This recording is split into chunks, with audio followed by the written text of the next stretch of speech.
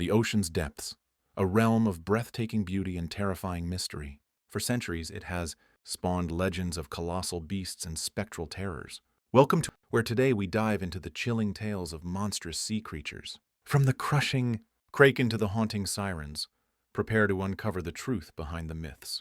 Are you ready to explore the abyss? Let's begin! Now let us cast our minds back to an age when the world was wider, the seas largely uncharted, and the line between myth and reality was as thin and shifting as the ocean fog. Picture, if you will, the unforgiving expanse of the North Atlantic, a realm of perpetual twilight in the long winters, where the ice floes grind, together with the sound of breaking bones and the wind howls, like a banshee through the rigging of any ship, foolish or bold enough to venture there. It is upon such a vessel, let's call her the Northern Star, a sturdy cog built of stout Norwegian pine, that our story finds its footing. Her captain, a man named Eric Redbeard, so called for the fiery hue of his magnificent facial hair which cascaded down, his chest like a frozen waterfall, was a mariner of no small renown.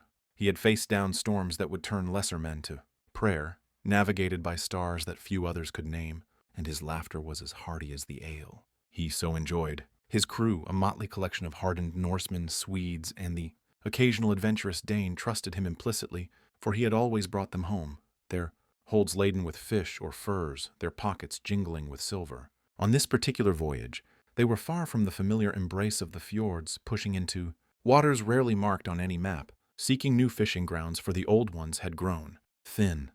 Days bled into weeks. The scenery an unchanging panorama of gray waves and an even grayer sky, the sun a pale, indifferent disk when it deigned to appear at all. A certain weariness had begun to settle upon the crew, a quiet yearning for hearth and home. It began subtly, as such things often do, an unnatural stillness. The wind, which had been their constant, boisterous companion, pushing them onward or playfully buffeting their sails, seemed to sigh one last mournful breath and then vanished. The Northern Star wallowed in the sudden, oppressive calm, her sails hanging limp and useless like the wings of a dying bird. The rhythmic creak and groan of her timbers, usually a comforting lullaby to the sailors, now sounded amplified, almost accusatory in the profound silence. Eric Redbeard stood upon his quarterdeck, his keen blue eyes, the color of glacial ice, scanning the horizon. He sniffed the air, a habit ingrained from decades at sea. It was cold, yes, but there was something else, a faint, almost imperceptible odor, like ancient, disturbed earth, and something else, something metallic like old blood, yet different, more primal. He frowned, his red brows furrowing. Odd, he muttered to his first mate, a hulking bear of a man named Sven. The sea holds its breath, Sven. I like it not. Sven, a man of few words but immense strength, merely grunted, his own gaze sweeping the empty ocean. The gulls, those ever present, squawking companions of any seafaring voyage, were nowhere to be seen. It was as if they had been erased from the sky.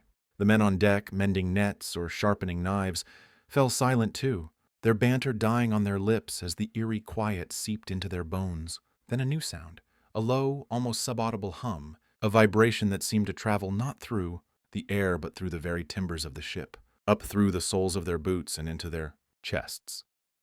The water around the Northern Star began to behave strangely. It wasn't choppy, nor was it swelling in the usual manner of the open ocean. Instead, great oily patches began to appear, as if the sea itself were bruised. The surface would bulge upwards in one area, then subside, only to rise again in another, as if some colossal lung were breathing ponderously beneath them. One young sailor, barely a man, named Finn, pointed a trembling finger towards the port bow. "Captain, look!" All eyes followed his gesture. About half a league distant, the sea was different.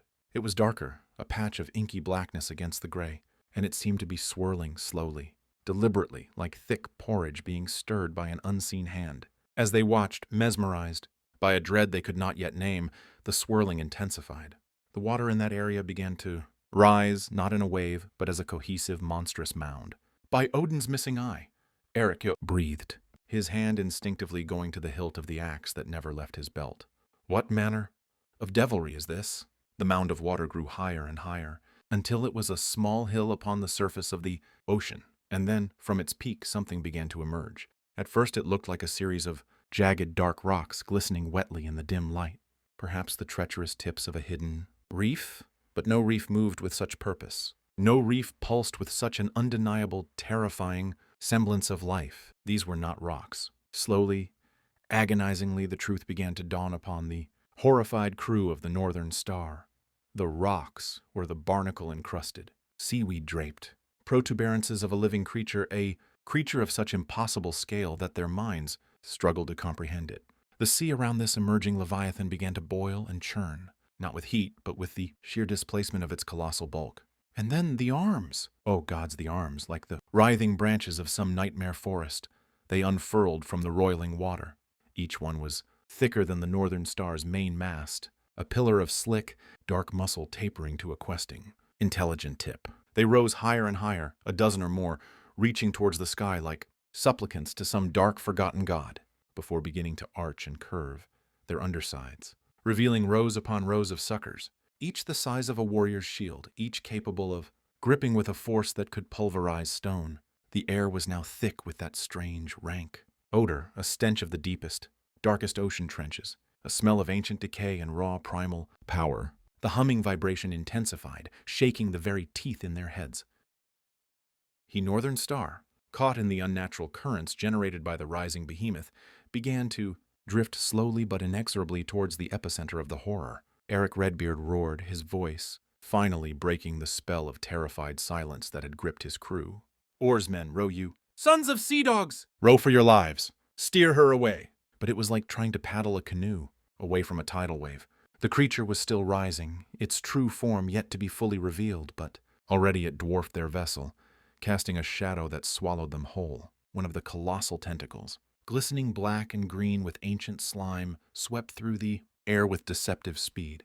It wasn't aimed at the ship, not yet, but it passed so close that the wind of its passage tore at their clothes and stung their faces with icy spray. It crashed back into the sea with a sound like 1,000 cannons firing at once, sending a wave surging over their decks, nearly washing Finn overboard.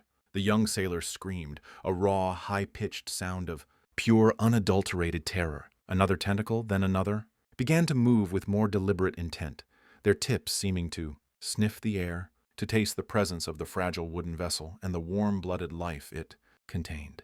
The central mass of the creature, a mountainous dome of flesh that defied any earthly comparison, was now fully visible, a living island of nightmare.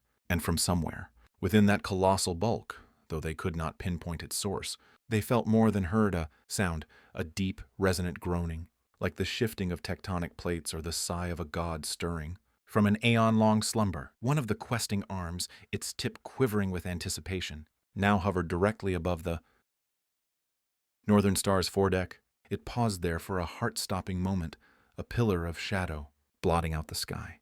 The men below stared upwards, their faces pale, their mouths agape, every hope of escape draining away like sand through their fingers. Eric Redbeard knew, with a certainty that chilled him to the marrow of his bones, that their sagas were about to end, not in a blaze of glorious battle against human foes, but here in the cold, indifferent embrace of something that should not be, something that had crawled out of the deepest, most terrifying recesses of their ancestors' darkest dreams.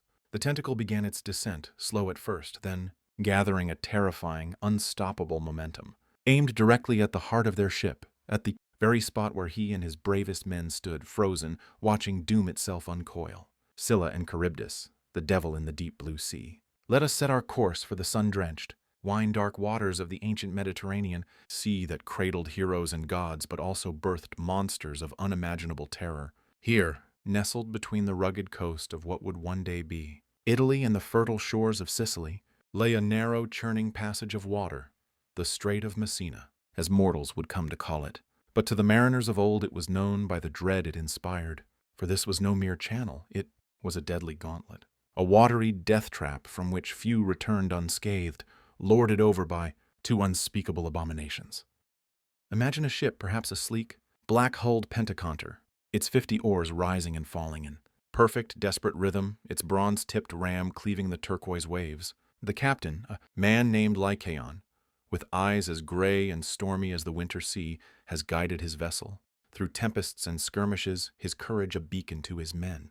They are returning from a long voyage, their hearts filled with the hope of home, their hold perhaps laden with treasures, from distant exotic lands.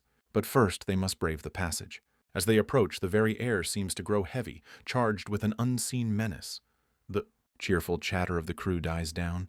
replaced by a tense, watchful silence broken only by the rhythmic splash of the oars and the strained creak of the oar leathers. The sea itself changes hue from a welcoming blue to a more ominous, bruised purple, and the currents begin to tug at the ship with a malevolent, unseen force. To one side, a towering cliff looms, a sheer wall of dark, forbidding rock that seems to claw at the sky. Its face is pocked with shadowed crevices and echoing caves, and from the highest, most inaccessible of these, a constant, chilling mist seems to seep like the cold breath of something ancient and evil. This is the lair of Scylla. Legend whispers that Scylla was not always thus. Once in the mists of time she was a sea, nymph of ethereal beauty, her laughter like the chime of distant bells, her form as graceful as the swaying seaweed. But beauty, in the world of gods and monsters, often attracts unwanted attention, or worse, the bitter jealousy of powerful rivals. Whether it was the wrath of a spurned god, the dark magic of a vengeful sorceress like Circe, or some other forgotten tragedy, the lovely nymph was transformed, twisted into a creature of nightmare. From her waist, where once the gentle curve of her hips had swayed, there now erupted a horrifying cluster of 6 impossibly long and sinuous necks like monstrous, slithering eels. Each neck was topped with a grotesque canine head, its jaws bristling with a triple row of needle-sharp teeth, capable of tearing flesh and crushing bone with sickening ease. These heads, with their wild, bloodshot eyes and slavering muzzles, would dart out from the darkness of her cave with lightning speed, their barks a cacophony of yelping, baying horror that echoed across the strait, a sound designed to freeze the blood and shatter the courage of any who heard it. Her lower body, it was said, remained fused to the rock, a monstrous, barnacle-encrusted anchor forever binding her to her predatory perch, her hunger insatiable, her malice eternal. She was the swift, unseen, death from above, the selective horror that plucked men from their decks like figs from a branch. Lycaon, his knuckles white as he grips the steering oar, knows of Scylla. Every sailor who plied these waters knew. He orders his men to give the cliff a wide berth, to row with all their might towards the opposite side of the strait. But in fleeing one monster, they inevitably draw closer to the other. For on the other side, directly opposite Scylla's cliff, where the water churns in a constant, ominous swirl, lurks Charybdis. She is no creature of defined form like Scylla, no beast of flesh and fang. Charybdis is something more elemental, more primal, a raw, untamed force of the ocean's fury. Imagine a colossal, submerged bladder, or the gaping maw of some unseen abyssal entity, a monstrous, living whirlpool. 3 times a day, with a sound like the world itself groaning in agony, Charybdis would begin to suck down the waters of the strait. The sea would begin to spin faster and faster, forming a vast, inescapable vortex, its sides steep and treacherous, its center a dark, gurgling pit that led to the lightless, crushing depths. Anything caught in this monstrous indraft, ships, men, whales, the very debris of the ocean, would be drawn down into the churning abyss, crushed and consumed. And then, just as terrifyingly, 3 times a day, Charybdis would vomit forth the waters she had swallowed. With a deafening roar, a colossal geyser of boiling, briny water, mixed with the splintered remains of ships, the shattered bones of sailors, and the foul detritus of the deep, would erupt skywards before crashing back down to roil the strait into a chaotic, seething cauldron. There was no malice in Charybdis, no cunning, only the relentless, rhythmic hunger and regurgitation of the deep, an indiscriminate doom that promised utter annihilation. So Lycaon and his crew find themselves in this sailor's nightmare. To steer too close to Scylla's cliff is to invite those 6 ravenous heads to snatch his men, their screams echoing against the stone as they are dragged, still living, into the monster's fetid lair. Yet to veer too far from that dreadful precipice is to risk being caught in the inexorable pull of Charybdis, to see his beloved Pentaconter and all her crew swallowed whole by the gaping, swirling maw of the sea. The oarsmen strain, their muscles burning, sweat stinging their eyes, their breath coming in ragged gasps. The air is thick with the chilling mist from Scylla's cave on one side and the thunderous, gurgling roar of Charybdis growing louder on the other. Lycaon can see the dark, swirling patterns in the water ahead, the telltale signs that Charybdis is beginning her terrible inhalation. He barks orders, trying to steer a desperate middle course, a path so narrow it seems impossible. Suddenly, from the cliff to their starboard, a chorus of horrifying yelps erupts, closer than they had dared to imagine. 6 shadowy, snake-like necks lash out from the gloom of the cave with blinding speed. Lycaon watches, his heart a stone in his chest, as 6 of his best men who had shared his bread and his battles, are plucked from the deck, their cries of terror cut brutally short. He sees the flash of white teeth, the dark spray of blood against the gray rock. Before they are dragged, thrashing, into the darkness, the remaining crew scream, some dropping their oars in panic, but there is no time for grief, no time for fear to take root. The ship, momentarily out of control as the rowers falter, lurches violently, the terrifying, sucking roar of Charybdis is now deafening. Directly ahead of them, the pentaconter is caught in the outer edges of the forming whirlpool, spinning, being drawn inexorably towards the dark, churning vortex that promises a watery grave for them all. Lycaon fights the steering oar, his muscles screaming, his eyes fixed on the monstrous, gaping hole in the sea that is growing larger with every passing second, threatening to swallow them into an oblivion from which there is no return. The bow of the pentaconter dips precariously, the black, swirling water already licking He barks orders, trying to steer a desperate middle course, a path so narrow it seems impossible. Suddenly, from the cliff to their starboard, a chorus of horrifying yelps erupts, closer than they had dared to imagine. 6 shadowy, snake-like necks lash out from the gloom of the cave with blinding speed. Lycaon watches, his heart a stone in his chest, as 6 of his best men who had shared his bread and his battles, are plucked from the deck, their cries of terror cut brutally short. He sees the flash of white teeth, the dark spray of blood against the gray rock. Before they are dragged, thrashing, into the darkness, the remaining crew scream, some dropping their oars in panic, but there is no time for grief, no time for fear to take root. The ship, momentarily out of control as the rowers falter, lurches violently, the terrifying, sucking roar of Charybdis is now deafening. Directly ahead of them, the pentaconter is caught in the outer edges of the forming whirlpool, spinning, being drawn inexorably towards the dark, churning vortex that promises a watery grave for them all. Lycaon fights the steering oar, his muscles screaming, his eyes fixed on the monstrous, gaping hole in the sea that is growing larger with every passing second, threatening to swallow them into an oblivion from which there is no return. The bow of the pentaconter dips precariously, the black, swirling water already licking the foredeck. The cries of his remaining men a desperate chorus against the thunder of the abyss. Jormungandr, the world serpent. Let us cast our gaze back to the dawn of ages, in the realm of Asgard, the shining citadel of the Aesir gods, a place of golden halls and Bifrost's shimmering arch. Yet even here, amidst divine splendor, shadows could fall, and prophecies of doom were whispered on the winds that swept down from the peaks of Yggdrasil, the world tree. For in the shadowy land of Jotunheim, the realm of giants, the trickster god Loki, ever a source of mischief and often malice, had fathered 3 monstrous children with the giantess Angerboda, she who brings sorrow. These were no ordinary offspring. First was the colossal wolf Fenrir, whose hunger was insatiable and whose strength grew with every passing day. Second was Hel, a being half beautiful woman, half decaying corpse, destined to rule over the dishonorable dead in the icy realm of Niflheim. And the third, born from that unholy union, was a serpent. But this was no common snake, no mere viper of the fields. From the moment of its hatching, it was clear this creature was an abomination of terrifying potential. Its scales were the color of a stormy sea, a shifting pattern of deep blues, greens, and bruised purples, each one as large as a warrior's shield and harder than dragon scale. Its eyes, even in infancy, held a cold, ancient light, unblinking and filled with a primal venom that promised a slow, agonizing death. It grew at an alarming rate, its coils thickening, its length extending, until it became a source of profound unease even to its monstrous kin. Word of these terrifying progeny reached Odin, the All-Father, wise and far-seeing, who sat upon his high throne, Hlidskjalf, from which he could survey all the 9 worlds.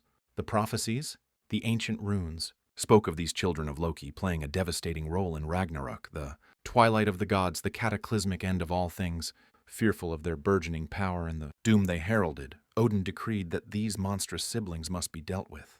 Tyr, the bravest of the gods, managed to bind Fenrir, though it cost him his hand. Hel was cast down into the depths of Niflheim to rule over the dead, And for Jormungandr, Odin reserved a unique fate. He seized the young serpent, already grown, to a horrifying size, its threshing coils capable of crushing stone, its fangs dripping with a venom so potent it sizzled upon the ground. With a mighty heave, born of divine strength and grim necessity, the All-Father hurled the monstrous serpent from the heights of Asgard down through the swirling mists that separated the realms and into the vast, dark, and largely uncharted ocean that encircled Midgard, the world of mortals. Down Jormungandr plunged, a falling star of scales and fury, until it crashed into the deepest trenches of that worldly sea. There, in the sunless abyss, surrounded by the crushing pressure and the eternal silence, the serpent did not perish. Instead, it thrived. It grew and grew, and grew, fed by the strange, dark energies of the deep ocean and its own innate, monstrous vitality. Jormungandr expanded at an impossible rate, its coils unraveled, stretching for leagues, then hundreds of leagues, then thousands. It became a living, breathing mountain range beneath the waves, its movements causing earthquakes and tsunamis on the distant shores of Midgard. So vast did Jormungandr become that eventually its colossal serpentine body encircled the entirety of Midgard. It lay in the abyssal depths, a self-contained ocean within the ocean, its immense head coming to rest before its own thrashing tail. And there in the eternal darkness it bit down upon that tail, forming an unbroken living ring around the world of humankind, the Midgard serpent, the world serpent. Its breath became the deep, resonant hum that sometimes travels through the ocean floor, a subtle tremor felt by ancient mariners and attributed to the restless shifting of the earth itself. And there it waits, in a slumber that is not quite sleep, holding the world in its crushing embrace, until the fated day of Ragnarok, when it will release its tail, rise from the depths, and battle Thor, the thunder god, in a cataclysmic clash that will shake the very foundations of the cosmos.